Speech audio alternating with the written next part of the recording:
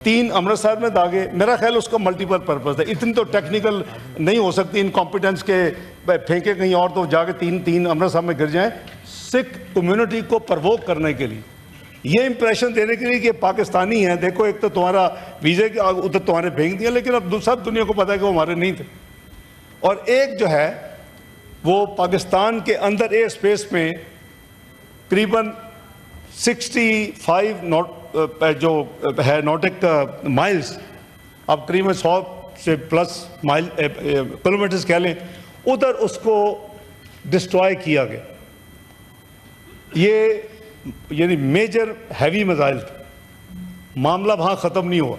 अब हम पेशेंस के साथ देख रहे हैं आर्म फोर्सेस और पाकिस्तान की गवर्नमेंट कि भाई इनको जितनी हसीमत हुई थी शायद अब वो थोड़ी सी अपनी कौम को दिखाने के लिए किया है। 3 तो अपनी तरफ ही मार दिए कि एक पाकिस्तान में फेंका है और वैसे वो गिर गया है। लेकिन एक नया ड्रामा शुरू किया कि ड्रोन्स भेजने शुरू कर दी।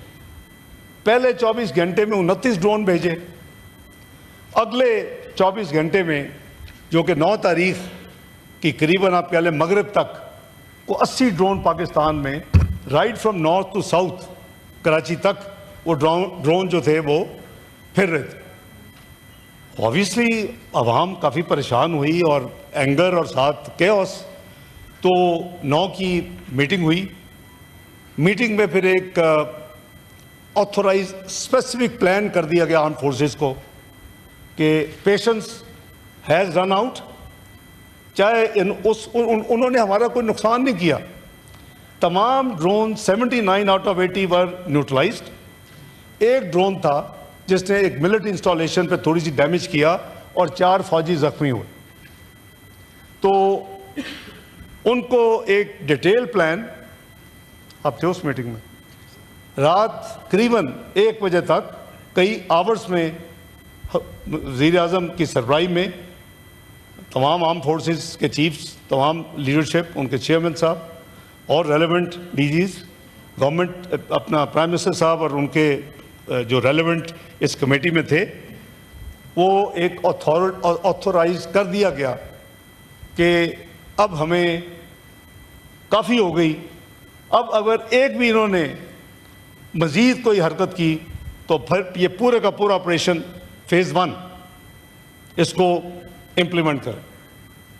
वो हार्डली महले हम अपने अपने घरों में नहीं पहुंचे होंगे तो उन्होंने नूर खान पे अटैक कर दिया, शोरकोट पे कर दिया, उधर रहीमी एयरपोर्ट पे कर दिया, उधर सक्खर एयरपोर्ट पे कर दिया। तो ऑब्वियसली कोई उसकी एपिटाइट नहीं थी। They had been authorise specific action plan अल्हम्दुलिल्लाह, और उसके ऊपर अमल शुरू हो गया।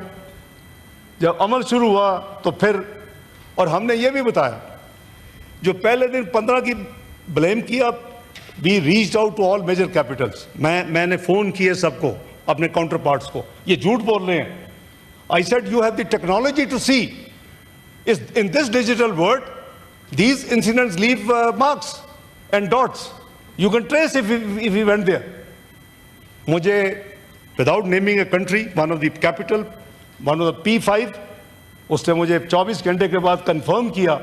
मैंने कहा did you find it?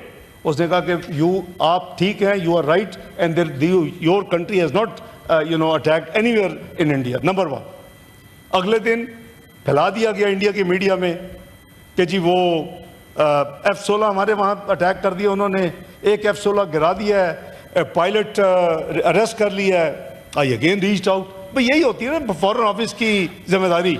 We reached out to the, भाई F-16 कहाँ के हैं? अमेरिका के है, दुनिया में जहाँ भी बेचा वहाँ से उड़ेगा। उनको उनकी पूरी मूवमेंट उनको पता होती है कहाँ से किधर जा रहा है। उन्होंने भी ऑफिशियल स्टेटमेंट दी जनाब चेयरमैन नेक्स्ट डे कि कोई पाकिस्तान से F-16 ना उड़ा है ना इंडिया में गया। दिस एस्टेब्लिश्ड हमारा ऑफर कि जी इंडिपेंडेंट इन्वेस्टिगेशन करवा लें।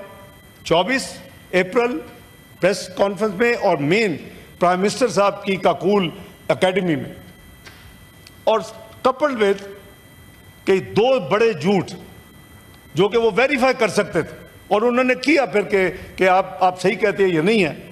तो ये जो सारी पाकिस्तान ने फिर इन रिटेलिएशन, मैं ये ज़रा ज़रूर अर्ज़ कर दूँ, हमारे तमाम भाई बहनें दोस्त मीडिया में जाते हैं, बात करते हैं, ये सारी इन्फॉर्मेशन इसलिए शेयर करो कि जब आप बात करें कॉन्फिडेंस के साथ बात करें और तमाम हकायक होने चाहिए।